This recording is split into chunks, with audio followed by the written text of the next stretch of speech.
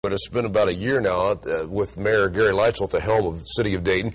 So we thought we'd check up on City Hall by the man largely responsible for the Mayor Leitzel's ascent to power, political strategist and economic consultant and author, David McDonald. David, thanks for being in with us this morning. Glad to be here. We talk about strategy. And is Mayor Leitzel's strategy working? Are people buying into his strategy of government? And what is that strategy?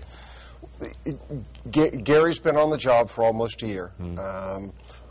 He came into office with a tremendous amount of work to do, and he has been laying groundwork behind the scene. Gary has done a number of significant things, most of which are ongoing, most of which can't be talked about. He was involved in something a few months ago that he brought to a head very recently that he needs a gold star for. It was huge for the city that he was able to settle it.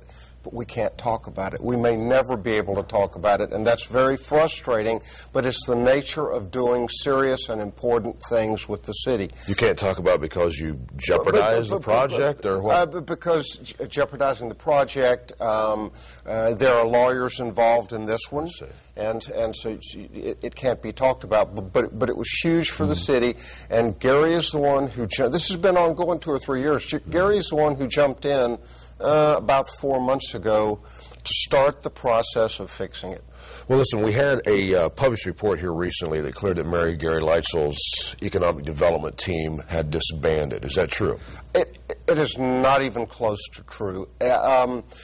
Originally, we wanted about 12 members. There were a number of organizations who wanted to join in, so we ended up with 24 members. This group was set up primarily. Gary Leitzel said to me and Jeff Samuelson, go work on economic development and get it done. Well, there's a lot that needs to be done with the city. We've had some pretty feisty discussions. Truth be known, there are probably a very, very few people who don't want to be there. But it's going very, very well. Well, the news media, evidently the Dayton Daily News, got a hold of the story. And I've polled a number of people in our group that tell me that they weren't contacted. I've talked to one more who was, and I suspect that they were looking for a negative impact story, and they got confused.